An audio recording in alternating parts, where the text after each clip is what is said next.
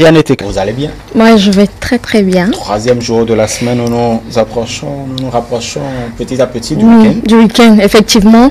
Et comme d'habitude, aujourd'hui, en mercredi, on parle de l'œil du juriste. Et nous sommes avec notre consultant sur cette émission, chers téléspectateurs de télé. Comme je le disais, l'œil du juriste.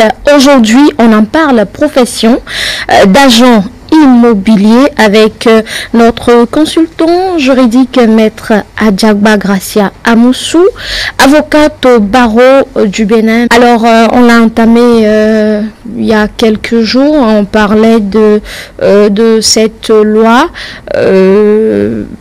Bien sûr, en parlant du bail d'habitation, on en a parlé le lundi passé. Aujourd'hui, nous allons parler de la profession d'agent immobilier.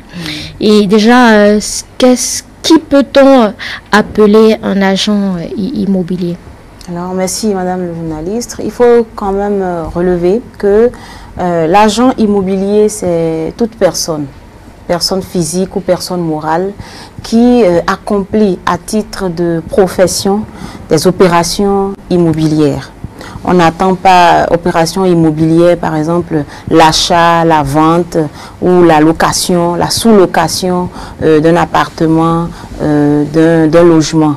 Il y a également la gestion immobilière aussi entre dans la catégorie donc des opérations immobilières. Nous avons également la négociation et la vente de parts ou d'actions immobilière portant donc sur la part, quand on dit part, c'est une part sociale ou des actions d'une société, mais portant sur un bien immobilier. Donc c'est autant d'activités que mène une structure ou une personne physique qui exerce à titre de profession ce type d'opération. Donc ces personnes, on les appelle des agents immobiliers. Alors, avec la nouvelle loi, justement la loi sur le bail d'habitation, il y a des dispositions prévues par le législateur pour quand même régulariser ce secteur-là. Et justement, en parlant de régularisation, on parle des responsabilités de façon plus spécifique des opérations. Vous en avez parlé tout à l'heure, vous avez parlé de l'achat, de la vente, location, gestion et tout. Mais quand on prend une personne physique, est-ce que cette personne physique peut se lever du jour au lendemain et se déclarer agent immobilier? Non. Avant donc qu'une personne ne soit appelée agent immobilier ou agent immobilier, il faudrait donc agent immobilier, il faudrait encore que cette personne respecte certaines conditions. Au titre de ces conditions, la loi prévoit que cette personne doit être de nationalité béninoise. Forcément. Ce qui voudra dire qu'un étranger ne peut pas, personne physique, ne peut pas décider donc de rentrer dans ce secteur.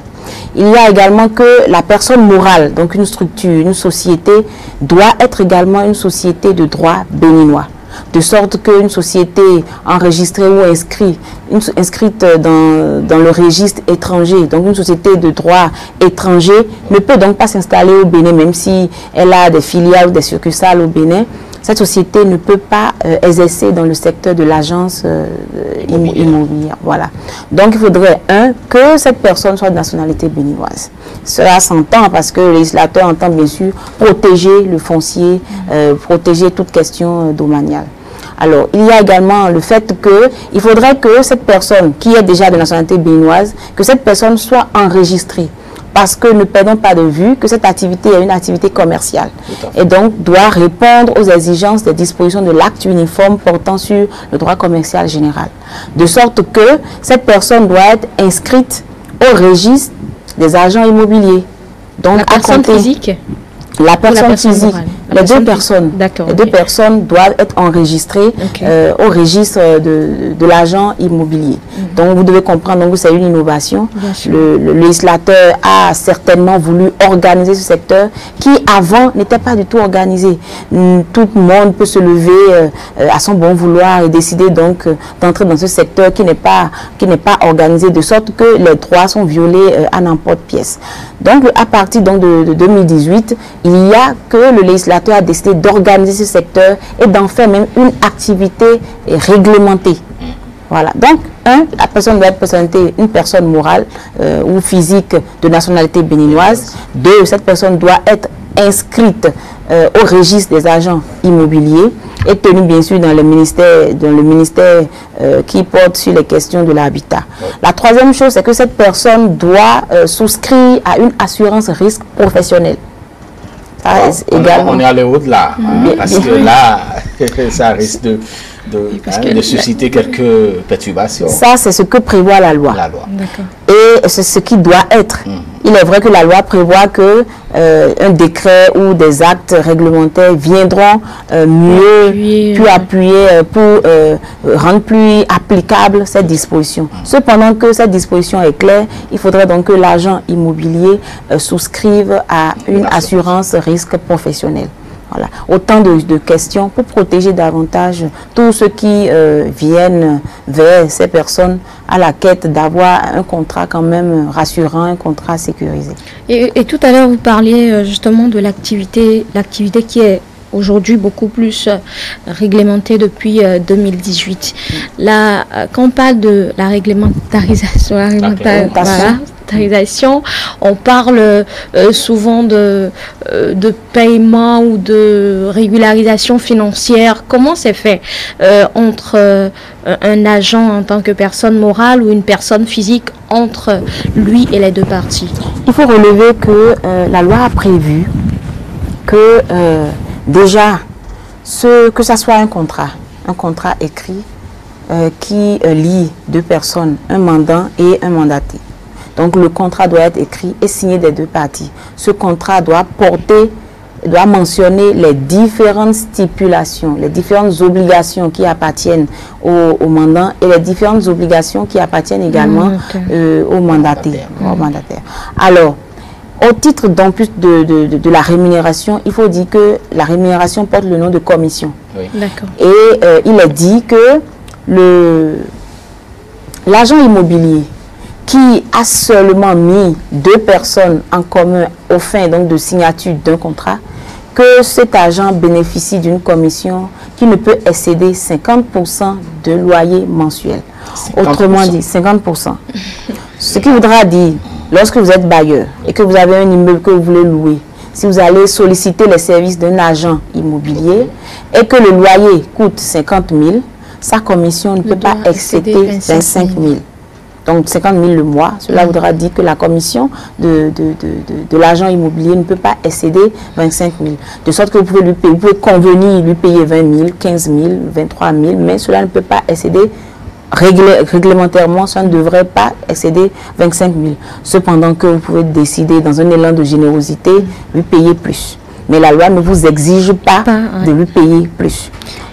Dans la pratique, dans la pratique, c'est que effectivement, on pourra faire quand même le point après cette mise à disposition de cet instrument juridique, parce que ce qui est constaté, c'est-à-dire que l'agent immobilier, il prend un loyer, c'est-à-dire, bon, si c'est 50 000 par exemple, il prend 50 000 le mois.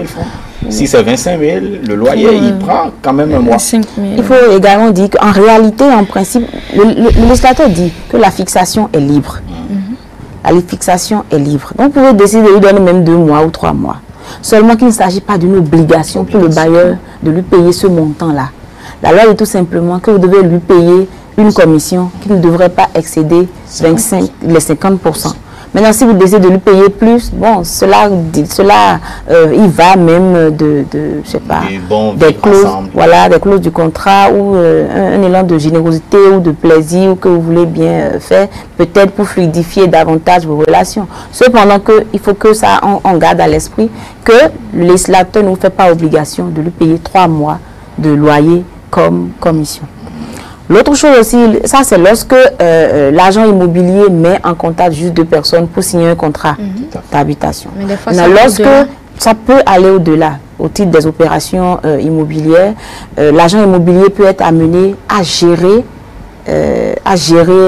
plusieurs contrats de location. C'est de sorte que, et il y en a plein dans le pays, il y a peut-être un bailleur qui dispose de plusieurs appartements, mais qui ne vit pas au Bénin, ou qui ne désire pas gérer lui-même ces questions-là, va toquer à la porte d'une structure ou d'une personne physique réglementairement installée ou d'une personne morale.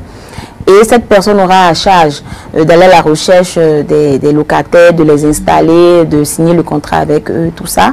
Alors, lorsqu'il s'agit en fait d'un contrat de gestion immobilière, alors la loi dispose que la commission de l'agent immobilier représente 10% de sa recette mensuelle. Autrement dit, si par mois, il gère un seul appartement de 50 000, et il doit le gérer tout le temps et vous faire un compte rendu régulier, c'est que par mois, il doit bénéficier d'une commission ne devant pas excéder les 10% des 50 000. Ça fait 5 000 de commission mensuelle. Okay. Et si le contrat est un contrat peut-être d'un an ou de 2 ans, c'est 5 000 tous les mois. Très bien. Bon, je voudrais bien, Ariel, je voudrais bien revenir en arrière. On parlait donc des 50% que l'agent immobilier il bénéficie. Par exemple, qui le paie entre le bailleur et le preneur? Alors, celui qui le paye, c'est en fait celui avec qui il a signé le contrat. Si par exemple il signe un contrat, parce que je ne sais pas si je l'ai dit au départ, le lien, la relation qu'il y a en fait entre l'agent immobilier et le bailleur ou le preneur doit être consacré dans un écrit qu'on appelle mandat. Donc il doit être mandaté expressément. Alors si c'est le bailleur qui le mandate, alors cela voudra dire que c'est le bailleur qui lui paye ce montant. Mais si c'est le preneur qui va à sa recherche pour lui demander, bon, recherchez-moi un local et consort, cela voudra dire qu'il appartiendra au preneur de lui payer ce montant. Mais tout doit être clairement prévu dans les clauses du contrat. Très souvent, c'est toujours verbal. Oui, justement. Et en fait, est-ce que c'est eux qu'on appelle les démarcheurs dans le jargon familier? Les démarcheurs et l'agent immobilier. Je pense que pas abus de langage, c'est souvent, et surtout un langage familier, je pense que c'est bien ceux-là qu'on appelle les démarcheurs. Mais à compter dans le 2018, on ne devrait plus parler de démarcheurs, parce qu'en réalité, les démarcheurs, c'est juste un nom pour dire, bon, ils vous aident à faire ci, voilà. Donc, un démarchage et consort. En principe, c'est un intermédiaire et donc un agent immobilier. Voilà. En réalité, on ne devrait pas les appeler les démarcheurs et consorts. Eux-mêmes, ils se plaisent à s'appeler démarcheurs. Mais la bonne terminologie, c'est l'agent immobilier. Et on revient sur les obligations de cet agent immobilier. Ses responsabilités, que je me plaise à dire, ces obligations vont jusqu'où? Alors, dans le contrat de bail à usage d'habitation ou autre, l'agent immobilier garde quand même une distance parce qu'il n'est ni preneur ni bailleur. Alors, ces obligations doivent nécessairement être contenues dans le contrat, dans le mandat. S'il lui est donné comme mission d'avoir à gérer les appartements, la gestion des locaux et consorts, il le fait. Et ceci avec loyauté et dévouement. Alors, même si seulement son contrat ou sa mission s'arrête au seul fait qu'il mette 2 personnes ou plusieurs personnes ensemble en vue de la conclusion d'un contrat, il le fait tout simplement et il s'en arrête là. Toutes les autres discussions se feront entre le bailleur et le preneur, lui, le locataire, celui qui entend louer. Alors, tout dépend en fait des missions qu'on lui confie, des tâches qu'on lui confie, et il doit pouvoir les accomplir dans les règles de l'art. À défaut, il pourra être poursuivi aussi bien au pénal qu'au civil. Et en cas de litige, comment mettre fin au contrat entre l'agent immobilier et l'une des 2 parties? Voilà.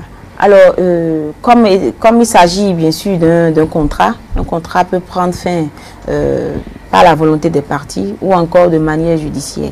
Et en cas d'inexécution des clauses contractuelles ou en cas de faute, l'une des parties qui se sent lésée ou qui s'est sentie lésée ou qui estime que ses droits ont été violés, cette personne saisit les juridictions en la matière. Maintenant, il se pourrait que les clauses du contrat prévoient que, en cas de litige, qu'il y ait d'abord un règlement amiable qui soit enclenché. Et ce n'est que lorsque le règlement amiable n'aboutit pas que les juridictions pourraient être saisies. Et étant entendu qu'il s'agit d'actes commerciaux, c'est-à-dire en une société enregistrée, donc une société commerciale, la juridiction compétente est la juridiction du tribunal de commerce. Voilà. Étant entendu que le litige est né à l'occasion de l'accomplissement d'actes commerciaux ou dans le cadre de l'exercice d'une activité commerciale. Cependant, il faut relever que la partie civile, c'est-à-dire celle qui n'est pas commerciale, peut être recevable à saisir la juridiction civile parce qu'il s'agit de son juge. Je ne sais pas si vous me comprenez, parce que celui qui n'est pas commerçant a la possibilité de saisir soit son juge, c'est-à-dire le juge civil, ou de saisir le juge du commerçant, c'est-à-dire le juge commercial. Maintenant, le tribunal, l'agent commercial, l'agent immobilier qui est en réalité le commerçant, doit pouvoir saisir son juge qui est le tribunal de commerce. Je crois que... Voilà, en ce qui concerne est-ce que c'est prévu, bon, c'est une question que je pose. Vous savez, les démarcheurs, très souvent, c'est vrai que maintenant c'est plus esthétique, on parle d'agents immobiliers. Est-ce que c'est prévu, les frais de déplacement par exemple?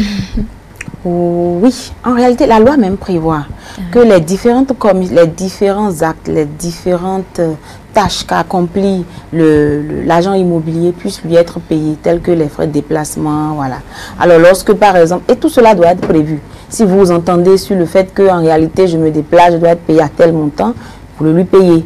Mais si vous ne le prévoyez pas et vous l'exigez à tel point que vous n'arrivez pas à vous entendre et que cela doit faire naître un différend, c'est les juridictions qui doivent les régler. Sinon que la loi prévoit que toutes les missions accomplies par l'agent immobilier doit lui être restitué en termes de téléphonie, en termes de déplacement, en termes de voilà.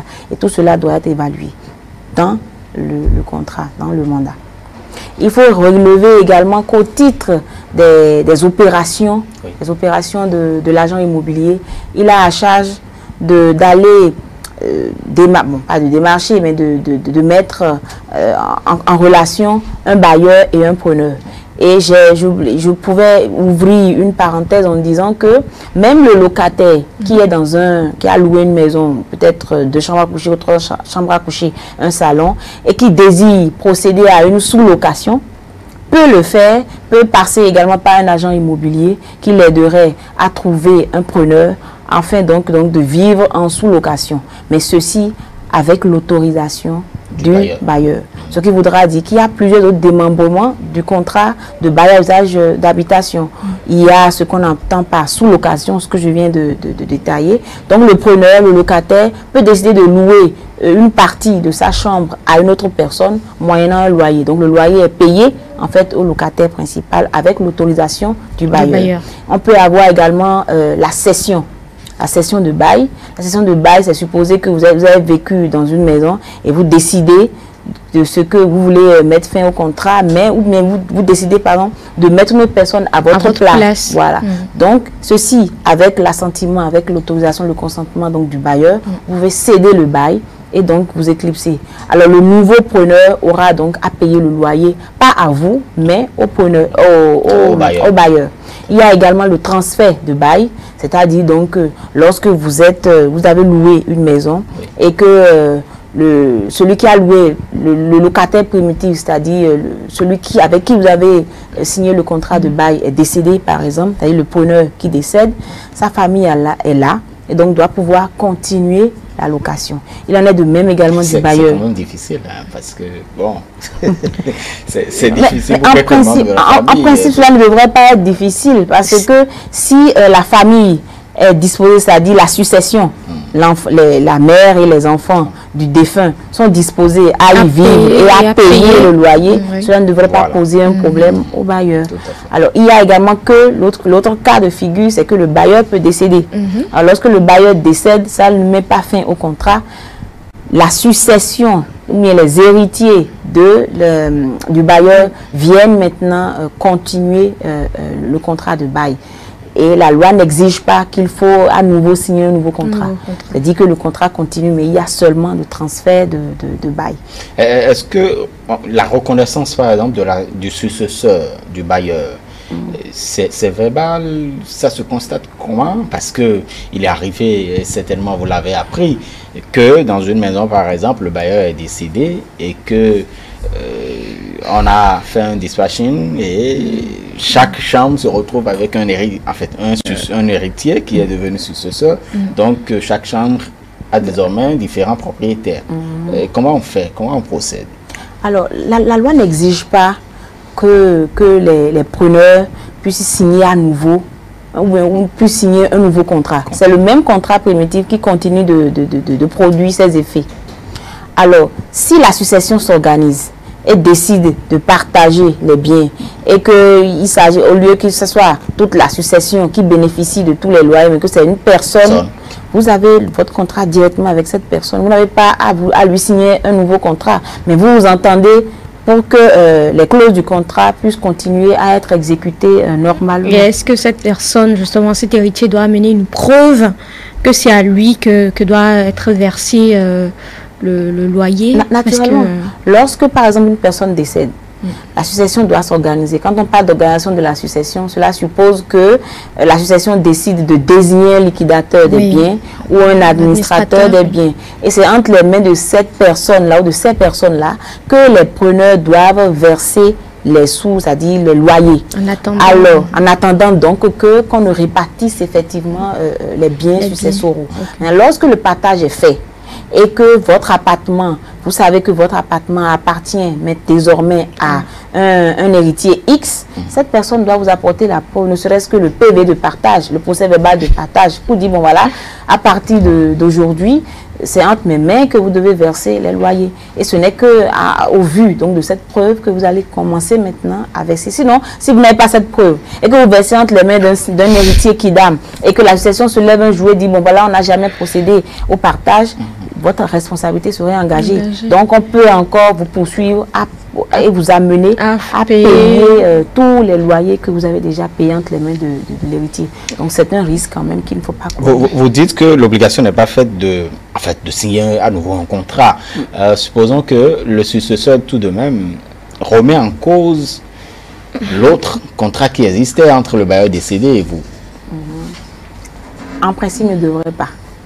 En principe, il ne devrait pas parce qu'il y a eu juste transfert de bail. S'il y a eu transfert de bail, c'est que les effets du contrat continuent à courir. Maintenant, s'il vient et il veut modifier les clauses du contrat, il vous appartient de discuter. Maintenant, s'il n'est pas sur un point il n'est pas dans la logique de la discussion, on revient maintenant en droit pour dire, bon, on est toujours en droit. Seulement qu'il faut tout simplement dire qu'il veut résilier le contrat. Et si la résiliation est légale, bon, vous le constatez. Maintenant, si la résiliation n'est pas légale, et donc peut-être comment est-ce qu'il faut fixer le loyer, voilà, ce sont des questions spécifiques. Lorsque, par exemple, il décide de rehausser le loyer, si cette question d'augmentation du loyer ne respecte pas les tests, vous êtes habilité à saisir les juridictions pour vous opposer à cela. Lorsque, par exemple, il décide de ce que, au lieu que ça ne soit un loyer mensuel, que ça soit peut-être un loyer annuel, et que vous constatez que cela deviendra plus exigeant pour vous, vous saisissez les juridictions et le débat sera engagé, le débat sera fait. Alors, en principe, l'héritier ou le nouveau bailleur, même s'il y a eu vente entre-temps du local, de l'immeuble, même la vente ne met pas fin au contrat. Donc même s'il y a eu vente, le nouveau bailleur ne peut pas décider de changer tout de go unilatéralement les clauses du contrat. Il faudrait, comme il s'agit d'un contrat bilatéral et donc d'un contrat synallagmatique, il faudrait donc que les deux parties s'asseyent et discutent. Lorsqu'ils ne trouvent pas un terrain d'entente, les juridictions sont là compétentes sont là. Pour pouvoir...